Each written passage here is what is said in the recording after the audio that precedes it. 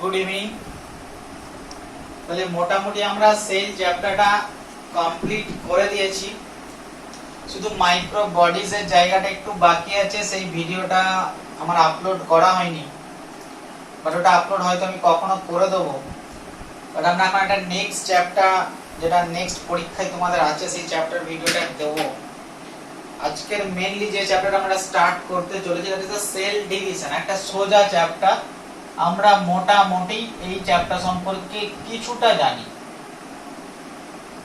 তাহলে cell division chapter সম্পর্কে আমাদের সবাইয়ের জানা আছে, সেই জানা জিনিসগুলো আরেকটু আমরা রেকটিফাই করে নেব, আর একটু বিস্তারিত জানবো, আর একটু ভালোভাবে জানবো এই চ্যাপ্টারটা। এনসিইআরটিটাকে সামনে রেখে আমরা সেল ডিভিশন চ্যাপ্টারটা পড়ব। কিছু কিছু জায়গায় আমরা এনসিইআরটি যে জায়গাটা বাইরে যাওয়ার দরকার সেই জায়গাটা একটু বলে দেব। তো সেল ডিভিশন যদি জিজ্ঞেস করা হয় যে সেল ডিভিশন কাকে বলে, আমরা মনে হয় সবাই জানি যে সেল ডিভিশন কাকে বলে। একদম সোজা সিম্পল ডেফিনেশনে যদি আমরা যাই, তাহলে আমরা এটাই দেখতে পাই যে তোমার কাছে ধরো একটা সেল রয়েছে, যদি কোনোভাবে সেই সেলটা ভেঙে দুটো সেলে কনভার্ট হয়ে যায়, তবে সেই প্রসেসটাকে আমরা বলে থাকি সোজা ভাষায় সেল ডিভিশন। কোনো জটিলে আমি যাইনি। তাহলে সিম্পলি যদি একটা সেল থেকে দুটো সেল তৈরি হয়, সেই সিম্পল প্রসেসটার নামই হচ্ছে সেল ডিভিশন। এবং প্যারালালি আমরা এটাও বলে থাকি না, যে সেলটা ভাঙছে বা যেটা থেকে নতুন সেলগুলো তৈরি হচ্ছে, সেই সেলটাকে আমরা বলে থাকি প্যারেন্টাল সেল, বা কেউ কেউ একে মাদার সেলও বলে থাকে। আর যে সেলগুলো তৈরি হচ্ছে তাকে আমরা বলে থাকি ডটার সেল।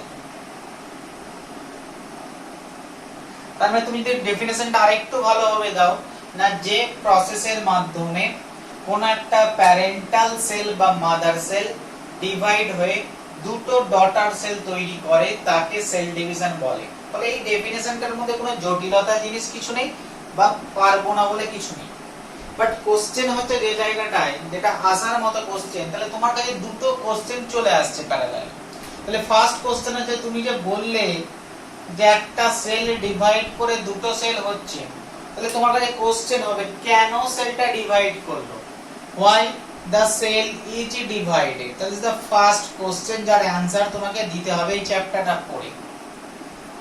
সেকেন্ড তোমায় কোশ্চেন দেওয়া হবে না, তুমি বলে দিতে পারলে এই কারণে সেলগুলো ডিভাইড হচ্ছে, তখন তোমাকে সেকেন্ড কোশ্চেন জিজ্ঞেস করবে, ঠিক আছে তাহলে তুমি আমাকে সেকেন্ড অ্যানসারটা দিয়ে দাও, তাহলে কোন প্রসেসে, প্রসেস অফ সেল ডিভিশন, অথবা একে আমরা বলে থাকি type or process of cell division. তাহলে হাউ, সেকেন্ড কোশ্চেনের অ্যানসার হচ্ছে হাউ সেল ইজ ডিভাইড। তাহলে তোমার কাছে দুটো কোশ্চেন চলে এলো সেল ডিভিশন থেকে। গোটা চ্যাপ্টারে আমরা এই দুটো কোশ্চেনের অ্যানসারই করব। why the cell is divided, আর সেকেন্ড হচ্ছে how the cell is divided। মানে অ্যাকচুয়ালি আমরা টাইপ অফ সেল ডিভিশন এবং the process of each type of cell division আমরা এই টোটাল চ্যাপ্টারে করব।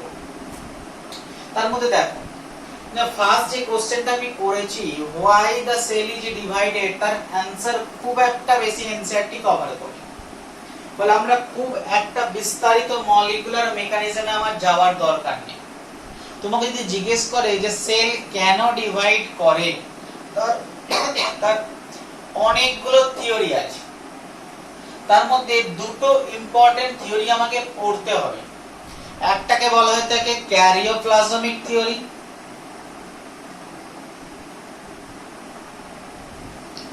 ক্যারিওপ্লাজমিক থিওরি। আর সেকেন্ড যে থিওরিটা সম্পর্কে আমাদের একটু জানতে হয়, যে নিয়ে একবার কোশ্চেনে এসেছিল, সেই কোশ্চেন হচ্ছে সারফেস ভলিউম রেশিও।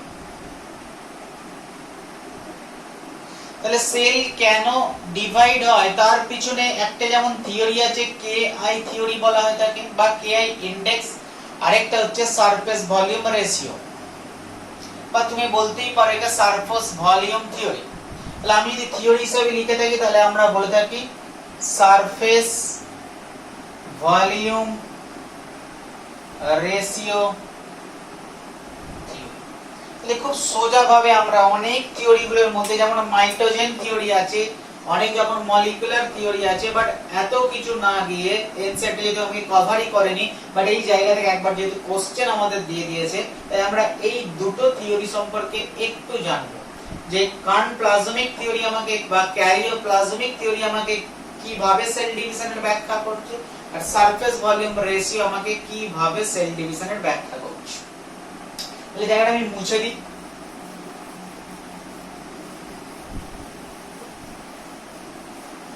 তাহলে আমার সামনে দুটো থিওরি চলে এলো না, একটা থিওরি হচ্ছে কনপ্লাজমিক থিওরি,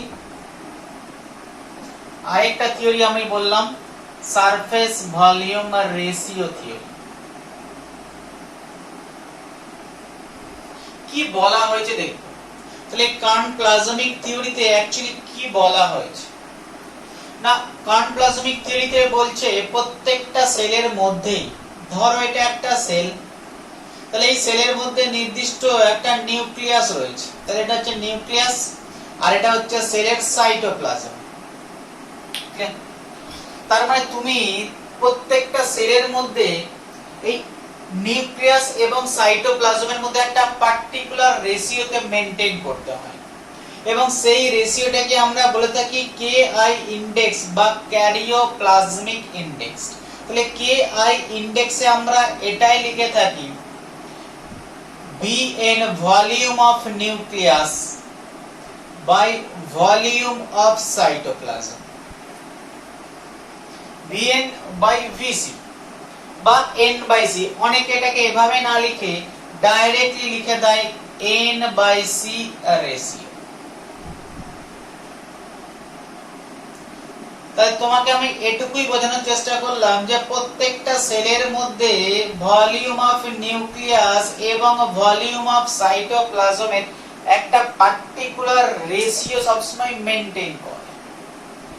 অনেকে এটাকে Bn by Vc বলে লেখে, অনেকে এটাকে N by C রেশিও বলে লেখে, অনেকে আবার এটাকে এভাবেও লেখে। দেখো ভলিউম অফ সাইটোপ্লাজম, তাহলে তুমি এভাবে বের করতে পারো total volume of cell minus volume of nucleus, তাহলেও সেই ভলিউম অফ সাইটোপ্লাজমই বের হবে।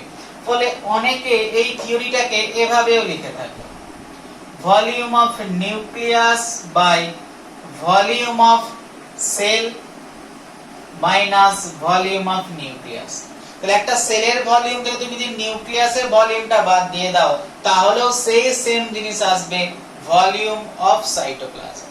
তাহলে আমরা তিন ভাবে দেখলাম থিওরিটা, অনেকে লিখে থাকে Vn by Vc, অনেকে লিখে থাকে N by C রেশিও, অনেকে লিখে থাকে Vn by VCl minus Vn ratio. ফলে যাই লিখুক না কেন, অ্যাকচুয়ালি নিউক্লিয়াসের ভলিউমের সঙ্গে সাইটোপ্লাজমের ভলিউমের একটা পার্টিকুলার রেশিওকে মেইনটেইন করতে হয় সবসময় সেলের মধ্যে। এইটুকু আশা করি ক্লিয়ার হয়ে গেছে, ঠিক আছে। এখন তোমাকে জিজ্ঞেস করি, তোর নিউক্লিয়াস আমরা এটুকু তো জেনেছিস সেল পড়ে, যে নিউক্লিয়াসের মেইন ফাংশন হচ্ছে টু কন্ট্রোল দিস সেল, এই টোটাল সেলটাকে কন্ট্রোল করার দায়িত্ব হচ্ছে নিউক্লিয়াস। এখন তুমি ধরো তুমি কোন একটা জায়গাকার আর রাজা ধর, তাহলে তুমি তোমার চারিপাশে এরিয়াটা যত বড় হবে তোমাকে সেই এরিয়াটাকে কন্ট্রোল করতে তত কষ্ট হবে। ফলে ধরো এটা একটা সেল, এখন এই সেলের মধ্যে এটা নিউক্লিয়াস এবং হচ্ছে সাইটোপ্লাজম। এখন তুমি কি করলে, সেলের মধ্যে সাইটোপ্লাজমের যা ভলিউম আছে তুমি সেই ভলিউমটা আস্তে আস্তে বাড়িয়ে দিচ্ছ। আগে সাইটোপ্লাজমে তোমার দুটো মাইটোকন্ড্রিয়া ছিল, এখন তুমি সাইটোপ্লাজমে চারটে মাইটোকন্ড্রিয়া করে দিলে। আগে সাইটোপ্লাজমে দেখা গেল 25টা রাইবোজোম ছিল, এখন তুমি তাকে 50টা রাইবোজোম করে দিলে। আগে সাইটোপ্লাজমে দুটো গলগি বডি ছিল, এখন সেই জায়গায় তুমি 25টা গলগি বডি করে দিলে। তার মানে তুমি কি করছো, নিউক্লিয়াসের ভলিউমকে কোনো চেঞ্জ করছো না, বাট সাইটোপ্লাজমে সেল অর্গানালির সংখ্যাকে বাড়িয়ে দিচ্ছ। তার মানে অ্যাকচুয়ালি সাইটোপ্লাজমের ভলিউমকে তুমি বাড়িয়ে দিচ্ছ। ফলে আগে যে নিউক্লিয়াসকে অল্প সংখ্যক সেল অর্গানালিকে কন্ট্রোল করতে হতো, এখন সেই নিউক্লিয়াসকে অনেক বেশি অ্যামাউন্টের সেল অর্গানালিকে কন্ট্রোল করতে হচ্ছে। তো নিউক্লিয়াস তো হাত তুলে দেবে, নিউক্লিয়াস বললে এত বেশি সেল অর্গানালিকে আমার কন্ট্রোল করা আমার পক্ষে সম্ভব নয়। তার চেয়ে বরঞ্চ এক কাজ করো, আমরা টোটাল সেলটাকে দুটো ভাগ করে দিই এবং দুটো সেলের দুটো নিউক্লিয়াস থাকবে এবং তখন সেলগুলো ভালো করে কন্ট্রোল হবে। তার মানে তুমি বুঝতেই পারছো, যদি কোনো কারণে তোমার নিউক্লিয়াসের ভলিউম আনচেঞ্জ থাকে, তার মানে নিউক্লিয়াসের ভলিউম চেঞ্জ হচ্ছে না, বাট তুমি কি করেছো, তার মধ্যে সাইটোপ্লাজমের ভলিউমকে ক্রমাগত বাড়িয়ে চলেছো, তো সেলটা তখন আর স্টেবল থাকবে না। তখন সেলটা ডিসাইড করবে, নিউক্লিয়াস তখন ডিসাইড করবে আমাকে সেলটাকে ভাগ করতে হবে, তাহলে আমার পক্ষে কখনোই সেলটাকে কন্ট্রোল করা সম্ভব নয়। Then this cell is decide to divide. তার মানে তুমি এখান থেকেই বুঝতে পারছো না, প্রত্যেকটা সেলের মধ্যে n/c রেশিও একটা ফিক্স রয়েছে। এখন তুমি যদি নিউক্লিয়াসের ভলিউমকে চেঞ্জ না করে সাইটোপ্লাজমের ভলিউমকে বাড়িয়ে দিতে থাকো, তার মানে তুমি জিনিসটা এরকম দাঁড়ালো, তুমি নিচের ভলিউম বাড়াচ্ছ, উপরেরটাকে ফিক্স রেখেছো, তার মানে নিশ্চয়ই আস্তে আস্তে এটা লেস দ্যান 1 কন্ডিশনে গিয়ে পৌঁছাবে। বুঝলে? তার মানে তুমি ধরে এরকম একটা ফিক্স ধরে নিয়েছো, ধরে নাও তুমি ki ইনডেক্সটার ভ্যালু হচ্ছে 1, তার মানে n/c রেশিও হচ্ছে 1। যদি নিউক্লিয়াস এবং সাইটোপ্লাজমের অ্যামাউন্ট সমান সমান হয় তাহলেও সেলটার মধ্যে স্টেবিলিটি থাকে। এখন তুমি কি করেছো, সাইটোপ্লাজমের রেশিওটা ক্রমাগত বাড়িয়ে যাচ্ছে, তার মানে নিশ্চয়ই n/c রেশিও আর 1 থাকবে না, n/c রেশিও নিশ্চয়ই 1 এর চেয়ে কমে যাবে। তো সেটাই আমি লিখেছি, n/c রেশিও যদি 1 এর চেয়ে কমে যায় তাহলে সেলটার স্টেবিলিটি পাবে না, দেন দ্য সেল ইজ ডিভাইড। ঠিক সেরকম তুমি কি করছো, সাইটোপ্লাজমের মধ্যে 5টা সেল অর্গানেলি ছিল, তুমি তার মধ্যে দুটো সেল অর্গানেলিকে মেরে দিলে, তার মানে কি নিউক্লিয়াসের ভলিউমকে তুমি ঠিক রেখেছো, বাট সাইটোপ্লাজমের ভলিউমকে তুমি আস্তে আস্তে কোনো কারণে কমে যাচ্ছে, তার মানে তুমি কি করছো, n/c রেশিওকে গ্রেটার দ্যান 1 করে দিচ্ছ। তাহলে কি সেলটাকে কোন সময় ডিভাইড করবে না? সেলটা তো ডিভাইড করবে না, বরঞ্চ সেল অর্গানেল অভাবে হয়তো ডেথ হয়ে যেতে পারে, বাট অ্যাকচুয়ালি আমি যেহেতু সেল ডিভাইড করছি তাহলে এই কন্ডিশনে সেলটা কোনোভাবে ডিভাইড করবে না। ক্লিয়ার? তার মানে আমি এখান থেকে এইটুকুই জানলাম, আমার মোদ্দা কথা পরীক্ষার জন্য আমরা যেটুকু জানা উচিত না, যদি ki ইনডেক্সের ভ্যালু, তাহলে আমার জানা উচিত যেটুকু, যদি ki ইনডেক্সের ভ্যালু গ্রেটার দ্যান 1 হয় তাহলে সেল ডিভাইড করে না, না যদি ki ইনডেক্সের ভ্যালু লেস দ্যান 1 হয় তার মানে সেল ডিভাইড করবে। ki ইনডেক্সের ভ্যালু গ্রেটার দ্যান 1 মানেই হচ্ছে amount of nucleus, volume of the nucleus is greater than cytoplasm. ki ইনডেক্সের ভ্যালু লেস দ্যান 1 মানে হচ্ছে volume of cytoplasm is greater than nucleus. তার মানে তুমি ফার্স্ট ki ইনডেক্স তোমাকে এই এক্সপ্লেনেশনটা করে দিল, যদি কোন সেলকে ডিভাইড করতে হয় তবে তার সাইটোপ্লাজমের ভলিউমটা নিউক্লিয়াসের ভলিউমের তুলনায় বেশি হতে হবে। তার মানে কোন একটা সেলের মধ্যে যদি তুমি কোনোভাবে সেল অর্গানেলির সংখ্যাকে বাড়িয়ে দিতে দাও তাহলে নিউক্লিয়াসের সেই সেলটাকে কন্ট্রোল করার ক্ষমতা থাকে না, তখন ওই সেলটা ডিসাইড করে যে না আমাকে এখন ডিভাইড করতেই হবে। তাহলে আমি ki ইনডেক্স দিয়ে বা n/c রেশিও এটা দিয়ে আমি বোঝাতে পারলাম যে কেন একটা সেল ডিভাইড করে, কোন কন্ডিশনে একটা সেল ডিভাইড করে। ক্লিয়ার? সেকেন্ড আরেকটা ইম্পর্টেন্ট জায়গা আছে s/v রেশিও। তো একদল সায়েন্টিস্ট যখন এই থিওরিটাকে অ্যাকসেপ্ট করে নিলেন তখন কিছুজন সায়েন্টিস্ট আরো একটা দিকে দৃষ্টি আকর্ষণ করলেন। না তাদের বক্তব্য হচ্ছে এটাই যে কোন একটা সেলের, আমি তো মেনে নিলাম নিউক্লিয়াসই সেই সেলটাকে কন্ট্রোল করে, বাট তুমি দেখো নিউক্লিয়াস তখনই সেই সেলটা কন্ট্রোল করতে পারবে যখন ওই সেলের মধ্যে sufficient amount of energy supply থাকবে।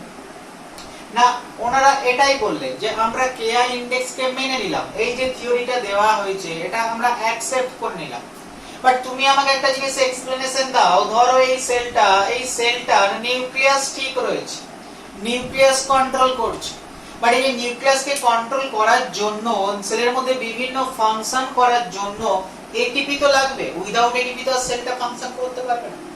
আর তুমি আমাকে বলো এটিপি তখনই তৈরি হবে যখন এই সেলটার মধ্যে পর্যাপ্ত অ্যামাউন্টের খাবার আসবে, মানে গ্লুকোজ আসবে।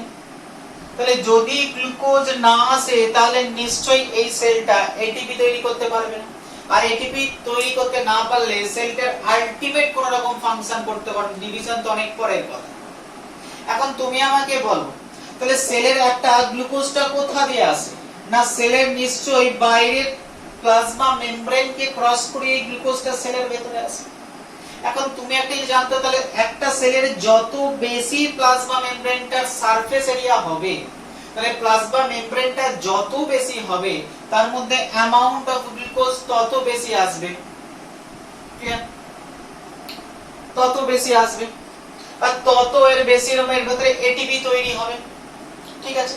এখন এক্সপ্লেনেশনটা হচ্ছে এটাই হলো যে ধরো এই সেলটার মধ্যে সেলের শেপটা তুমি একই রেখেছো, সারফেস তুমি ফিক্সড রেখেছো, তাহলে সেলের মধ্যে এই সারফেসের সঙ্গে এর ভেতরে থাকা সেল অর্গানেলির সংখ্যার একটা ব্যালেন্স রয়েছে। না এই সেলটার যে সারফেস আছে তাতে যতটা অ্যামাউন্টের গ্লুকোজ সেলের ভেতরে এন্ট্রি হয়, তাতে করে এই সেলটার ভিতরে অবস্থিত যত সেল অর্গানেলি আছে সমস্ত সেল অর্গানেলি ঠিকঠাক অ্যামাউন্টের এনার্জি সাপ্লাই পেতে পারে, ক্লিয়ার? ধরো এই সেলটার যা সারফেস এরিয়া আছে তাতে করে এই সেলটার ভিতরে 50টা সেল অর্গানেলি রয়েছে, এই 50টা সেল অর্গানেলি সাফিসিয়েন্ট অ্যামাউন্টের এটিপি পায় এবং 50টা সেল অর্গানেলি সাফিসিয়েন্ট অ্যামাউন্টের কাজ করতে পারে। এখন তুমি কি করলে, না তুমি এই সেলটার সারফেসকে কোনো রকম চেঞ্জ করলে না, যতটা সারফেস এরিয়া ছিল ততটাই সারফেস এরিয়াকে তুমি রেখে দিয়েছো। তার মানে যতটা গ্লুকোজ সেলের ভেতরে আসছিল ততটা গ্লুকোজই এখন সেলের ভেতরে ঢুকছে। বাট তুমি উল্টো কাজ করলে, না তুমি কি করলে, না ভেতরে যে 50টা সেল অর্গানেলি ছিল সেই 50টার জায়গায় 100টা সেল অর্গানেলি করে দিলে। তাহলে গ্লুকোজের অ্যামাউন্ট তো ফিক্সড, কারণ সারফেস এরিয়া ফিক্সড, তাহলে সারফেস এরিয়াকে তুমি চেঞ্জ করোনি, যা সারফেস এরিয়া ছিল তুমি তাই সারফেস এরিয়াকে রেখে দিয়েছো।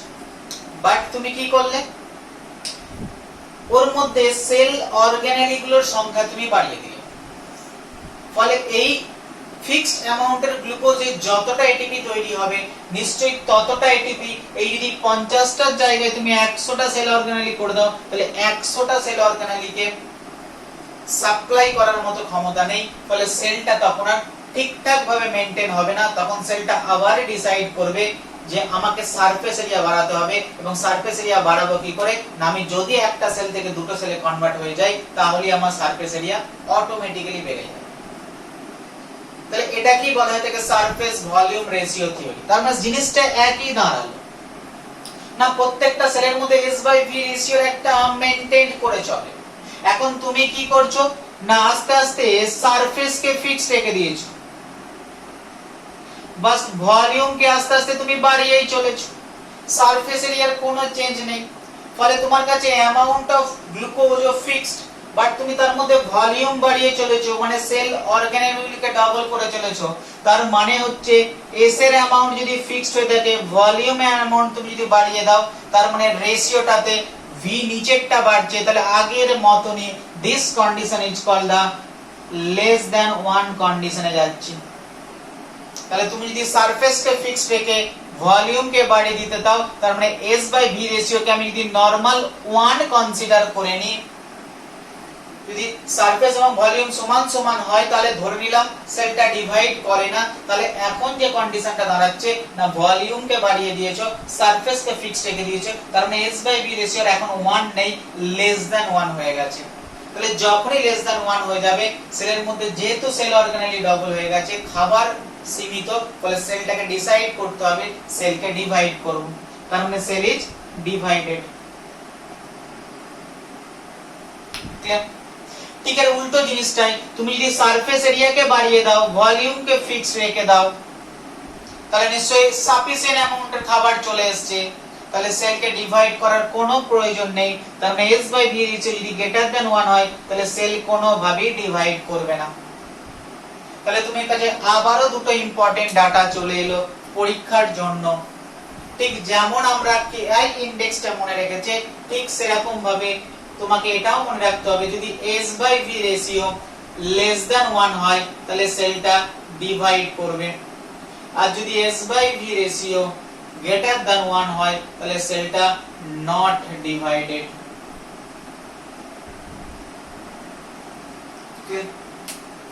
তার মানে আমরা দুই ভাবেই একটা সেল কেন ডিভাইড হয় তার দুটো এক্সপ্লেনেশন আমরা পেয়েছি।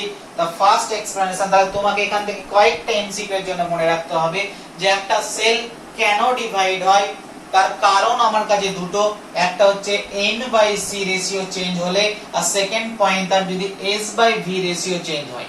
তাহলে ফার্স্ট এমসিকিউ হচ্ছে তোমাকে যদি জিজ্ঞেস করে একটা সেল কেন ডিভাইড হয় তার মেইন দুটো কারণ হচ্ছে n/c রেশিও চেঞ্জ আর s/v রেশিও চেঞ্জ। সেকেন্ড তোমার কাছে এমসিকিউ আসতে পারে n/c আর রেশিওটাকে নিয়ে কি এই সূত্রটাকে কি বলা হয় না এই ইনডেক্সটাকে কি বলা হয় না আমরা জেনে গেছি this index is called the kernplasmic index বা ক্যারিওপ্লাজমিক, ক্যারিও কাইনেসিস মানে নিউক্লিয়ার ডিভিশন, সেইখান থেকে ক্যারিও প্লাজমিক ইনডেক্স বলে থাকি।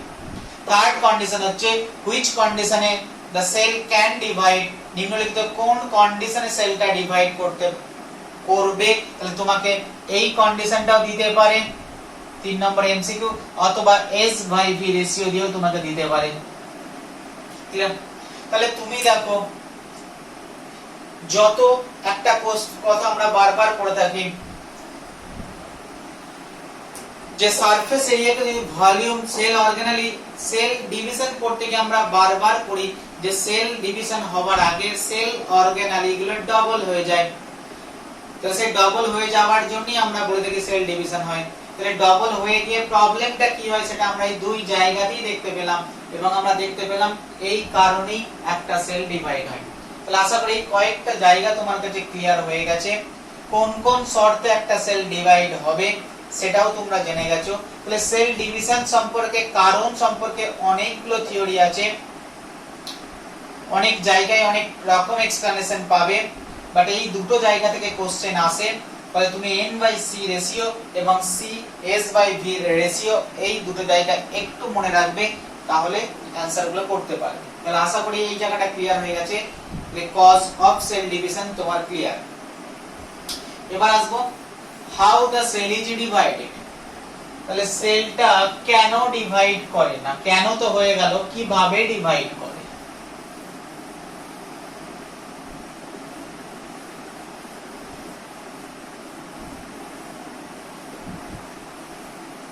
এক মিনিট,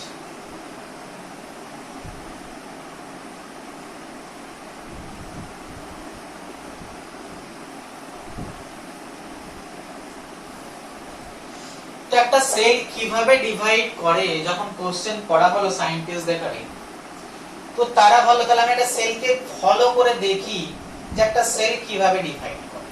তো তারা কি করলো, একটা সেল নিল এবং দেখতে থাকলো এটা ডিভাইড কিভাবে করে। তাহলে এই সেলটা ডিভিশন করার জন্য যা যা জিনিসপত্র আছে সব ওরা এই কন্টেনারটার মধ্যে দিয়ে দিল। তাহলে তারা একটা কন্টেনারের মধ্যে একটা সেল নিল এবং সেই কন্টেনারটার মধ্যে এই সেলটা ডিভাইড করার জন্য যা যা লাগে সব দিয়ে দিল। এবার দেখতে থাকলো যে কিভাবে ডিভাইড করে, তো তারা ফলো করতেই থাকলো। দেখলো প্রায় অনেকক্ষণ টাইম চলে গেল, দেখতেই থাকলো, দেখলো সেলটার মধ্যে কোনো রকম ভাবে ডিভিশন দেখতে পেলাম। তার মানে প্রায় অনেকক্ষণ টাইম চলে যাওয়ার পরে তারা তখনও সেলটাকে ফলো করতে থাকলো। দেখলো হঠাৎ করে সাডেনলি সেলটা এবারে ডিভিশন শুরু হয়েছে এবং একটা থেকে দুটো সেল তৈরি হয়ে গেল।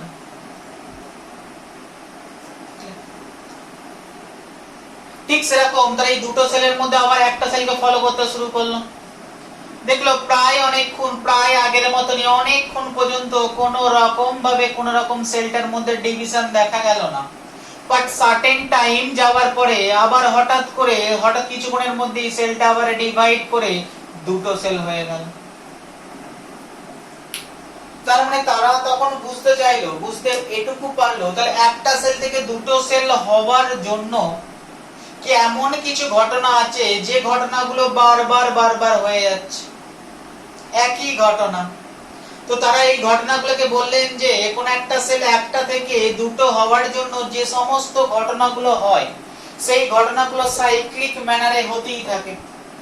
না, যে ঘটনাটা এই সেলের ক্ষেত্রে হয়েছিল সেম ঘটনা সেকেন্ড সেলের ক্ষেত্রেও হলো, আবার তুমি যদি এখান থেকে নাও থার্ড সেলটার ক্ষেত্রেও সেম ঘটনা ঘটতেই থাকবে। তাহলে এই যে ঘটনাগুলো, তাহলে একটা সেল থেকে দুটো সেল হতে যে ঘটনাগুলো হয়ে থাকে তারা বললেন এই ঘটনাগুলো একটা সাইক্লিক ম্যানারে প্রত্যেকটা সেলের ক্ষেত্রেই হয়ে থাকে। তো তারা এই ঘটনাটার নাম দিলেন সেল সাইকেল।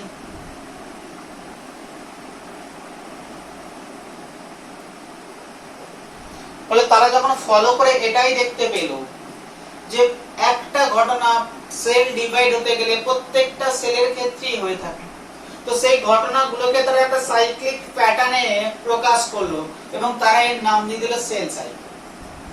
ঠিক আছে, তার মানে সেল সাইকেল মানে একটা সেল স্টার্ট হয়েছে এবং সেটা ডিভিশন কমপ্লিট হওয়া পর্যন্ত যা যা ঘটনা ঘটে সেই ঘটনাগুলোকে তুমি যদি সাইক্লিক আকারে অ্যারেঞ্জ করো সেটাকে আমরা সেল সাইকেল হিসেবে বলে থাকি। এই কনসেপ্ট আমরা সবাই জানলাম, হোয়াট ইজ সেল সাইকেল। তাহলে এখন কোশ্চেন, তাহলে কি ঘটনা ঘটে উইদিন এ সেল সাইকেল? তাহলে একটা সেল সাইকেলের মধ্যে অ্যাকচুয়ালি ঘটেটা কি? বাট ওনারা তো এটুকু বলেন যাই ঘটুক না কেন আমি যদি এই সেলটা নিয়ে থাকি তার ম্যাক্সিমাম টাইম সেলটার মধ্যে কোনো রকম চেঞ্জ আমি দেখতে পাই না, তারপরে হঠাৎ করে সেলটা দুটো ভাগে ভাগ হতে শুরু করে এবং দুটো ভাগে ভাগ হয়ে যায়। তো তারা এই ফেজটাকে বলে এখানে আমি দেখতে পাচ্ছি দুটো ভাগে ভাগ হচ্ছে, তাই এই ফেজটার নাম আমি দিতেই পারি ডিভিশনাল ফেজ। বাট তার আগে তো আমরা কোন রকম ভাবে ডিভিশনের কোনো চিহ্নই দেখতে পাচ্ছি না। অ্যাকচুয়ালি তাহলে এখানটা কি হয়? তো বললে অ্যাকচুয়ালি এই জায়গাটায় তারা এই ডিভিশনের জন্য প্রিপারেশন নিয়ে থাকে, ওয়ার্ম আপ করে থাকে, তাই এই ফেজটার নাম বলা হয় থাকে ইন্টারফেজ। অনেকে আগে মনে করতো অ্যাকচুয়ালি ইন্টারফেজে কোনো কাজ হয় না, বলা হয় থাকে রেস্টিং ফেজ। বাট অ্যাকচুয়ালি এখন এই রেস্টিং ফেজ কথাটা তুলে দিয়ে আমরা এই ফেজটাকে ইন্টারফেজ বলি ডেকে থাকি। তার মানে আমরা সিম্পলি বুঝলাম যে একটা সেল সাইকেলের মধ্যে মিনিমাম দুটো ফেজ রয়েছে। কি কি ফেজ? না, যদি আমরা ঘটনাগুলোকে সেল সাইকেল মানে সাইক্লিক আকারে প্রকাশ করি তাহলে এর দুটো ফেজ রয়েছে। বাট এটাও আমাকে বলে দিয়েছে যে ম্যাক্সিমাম টাইমটা যাবে ইন্টারফেজে প্রিপারেশন ফেজে আর একটুখানি টাইম যাবে ডিভিশনাল ফেজে। তাহলে আমি যদি এটা সাইক্লিক আকারে লিখে থাকি তার প্রায় খুব কম টাইম আছে যে টাইমটা ডিভিশনাল ফেজে লাগে, তাহলে এইটুকু ফেজকে যদি আমরা ডিভিশনাল ফেজ কনসিডার করে নিই তাহলে ম্যাক্সিমাম যে টাইমটা থাকছে this time is called the preparatory phase or interphase. তাহলে সেল সাইকেল থেকে তোমাকে ফার্স্ট যে কোশ্চেনটা করবে this the sequence based question. তাহলে প্রথম কোশ্চেন তোমার এমসিকিউ এর জন্য হবে this is the sequence based.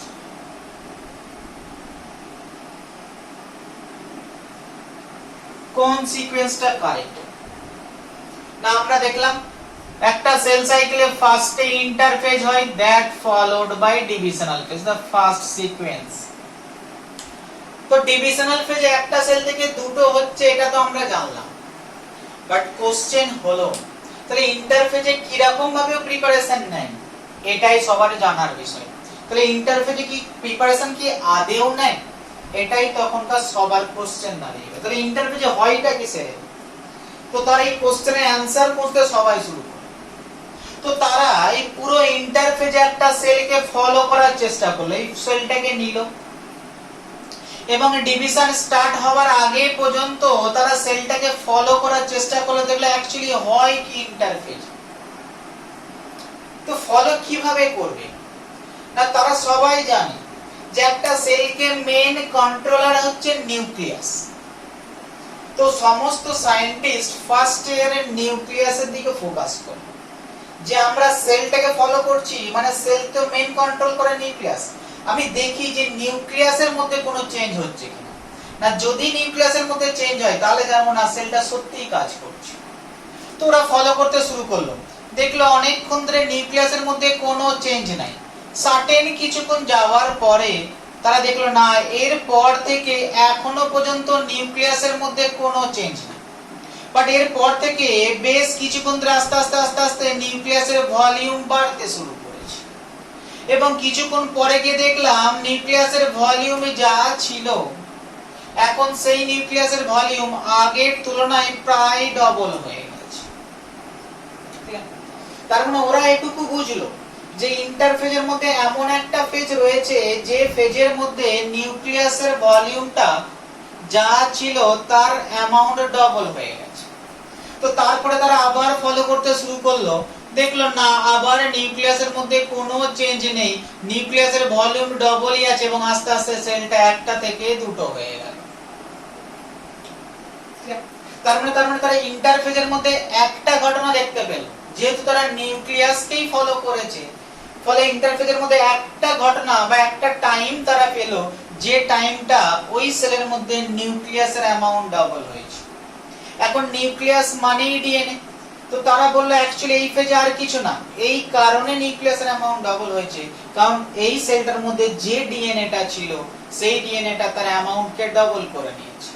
তাহলে যেহেতু ডিএনএ কিভাবে তৈরি হয়, না একটা ডিএনএ থেকে আরেকটা ডিএনএ সিনথেসিস হওয়ার মাধ্যমেই ডাবল হয়, তাহলে তারা এই ফেজটার একটা স্পেশাল নাম দিয়ে দিল, this phase is called the synthetic phase আর এস ফেজ।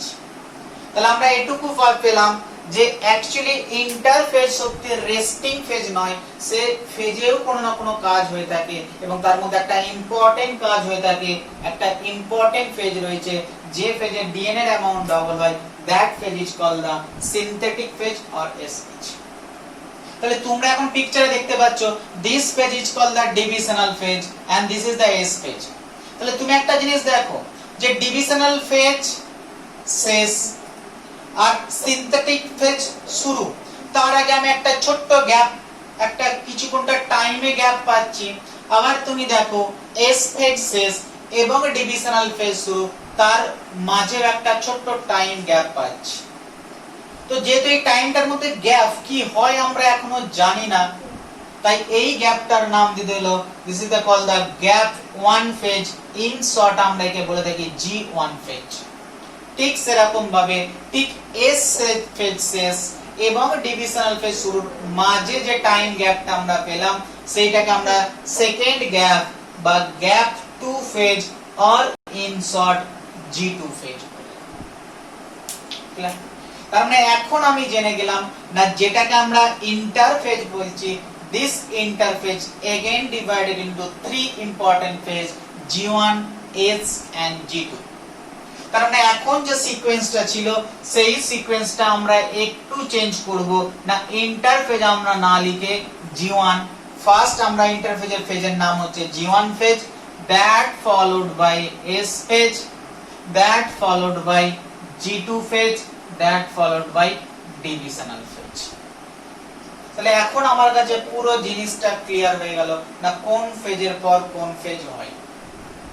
না আরো যখন ঠিক যেমন আমরা ইন্টারফেজকে ফলো করলাম ঠিক সেরকম ডিভিশনাল ফেজকে যখন আমরা ফলো করতে গেলাম, না আমরা একটা জিনিস দেখলাম যে ফার্স্টে একটা সেলের মধ্যে দুটো জিনিস আছে। একটা যদি সেল হয়ে থাকে তাহলে তার মধ্যে যেমন একটা নিউক্লিয়াস আছে তার চারিপাশে সাইটোপ্লাজম আছে। বাট কোন একটা সেল যখনই একটা থেকে দুটো হচ্ছে, মানে যখনই ডিভিশনাল ফেজে যাবে, সেই ডিভিশনাল ফেজটার মধ্যে ফার্স্ট ওর মধ্যে নিউক্লিয়াস ডিভিশন হবে, তারপরে ওর মধ্যে সাইটোপ্লাজমিক ডিভিশন হবে। তার মানে ডিভিশনাল ফেজকে আমরা দুই ভাগে ভাগ করতে পারি, nuclear divisional phase and cytoplasmic divisional phase. Nuclear divisional ফেজকে আমরা বলে থাকি ক্যারিয়ার কাইনেসিস, আর সাইটোপ্লাজমিক ডিভিশন ফেজকে আমরা বলতে পারি সাইটোকাইনেসিস। ক্লিয়ার? তার মানে এখন যদি আমরা একটা সিকোয়েন্সটা লিখতে বলে which sequence is the correct, তাহলে আমরা এখন এই সিকোয়েন্সটা মনে রাখবো G1 এর পর S, তারপরে G2, তারপরে first karyokinesis, that followed by cytokinesis. তাহলে 3 নম্বরটা আমার কাছে ক্লিয়ার হয়ে গেছে, karyokinesis then followed by cytokinesis. না যখন আমরা আরো ডিটেইলসে যেতে গেলাম তখন দেখলাম না যেটাকে আমরা ক্যারিওকাইনেসিস বলছি, তাহলে যদি আমরা এটাকে ক্যারিওকাইনেসিস আর এটাকে আমরা সাইটোকাইনেসিস বলে থাকি, তাহলে karyokinesis page again divided into 3 part, 4 part. This is called the prophase, then metaphase, then anaphase and then telophase. না এটা আমরা পড়বো আবার নেক্সট যখন সেল ডিভিশন ডিটেইলসে পড়বো তখন আমরা এটা জানতে পারবো karyokinesis again divided into the multiple mainly the 4 phase. তাহলে আমাদের ফোর্থ আমরা যে সিকোয়েন্সটা পেলাম, this is the G1, then S, then G2, then prophase, then metaphase, then anaphase, then telophase. এখন এই সাইটোকাইনেসিসটাকে আমরা আলাদা করে লিখতে হয় না, কারণ টেলোফেজের সাথে সাথেই সাইটোকাইনেসিস হয়ে থাকে, তাই আমরা টেলোফেজ সমান সমান সাইটোকাইনেসিস ওয়ার্ডটাও লিখতে পারি। তাহলে তোমাকে এই চারটে সিকোয়েন্স বেস কোশ্চেনের মধ্যে, এই চারটে সিকোয়েন্সের মধ্যে যে কোনো একটা সিকোয়েন্স তোমাকে তুলে দিয়ে বলতে হবে যে which sequence is the correct sequence. তাহলে আমার কাছে সিকোয়েন্স বেস যে কোশ্চেন গুলো আসছে আশা করি ক্লিয়ার হয়ে গেছে। না সেকেন্ড আমার কাছে যে কোশ্চেনটা আসে that is a time base question. না যে এতগুলো সেল সাইকেল দেখলাম, তাহলে এই সেল সাইকেলের প্রত্যেকটা ফেজে তো সমান অ্যামাউন্টের টাইম লাগে না, কোন ফেজের জন্য কত টাইম লাগে, কোন ফেজটা কতটা বেশি বড়, কোন ফেজ সবচেয়ে ছোট ফেজ, এটা আমাদের সেকেন্ড কোশ্চেনে আসে। এখন দেখো, এক মিনিট দাঁড়াও। তাহলে সিকোয়েন্স বেস কোশ্চেন গুলো আমাদের কাছে আশা করি ক্লিয়ার হয়ে গেছে। আরো দুটো টাইপের কোশ্চেন হয়, একটা হচ্ছে টাইম বেস কোশ্চেন আর পরে আসবো ইভেন্ট বেস কোশ্চেন। তাহলে অ্যাকচুয়ালি এতদূর পর্যন্ত আজকে পড়ো, নেক্সট ক্লাসে আমরা টাইম বেস কোশ্চেনটাও পড়াবো আর ইভেন্ট বেস, সেল সাইকেলে কোন ইভেন্টে কি কি ঘটনা ঘটে, কোথায় সেল হিস্টোন প্রোটিন সিনথেসিস করে, কোথায় সেন্ট্রিয়ালে ডুপ্লিকেশন হয়, কোন ফেজটা অ্যাক্টিভ ফেজ, এইগুলো আমরা টাইম বেস কোশ্চেনে এবং ইভেন্ট বেস কোশ্চেনগুলো আমরা আলোচনা করব।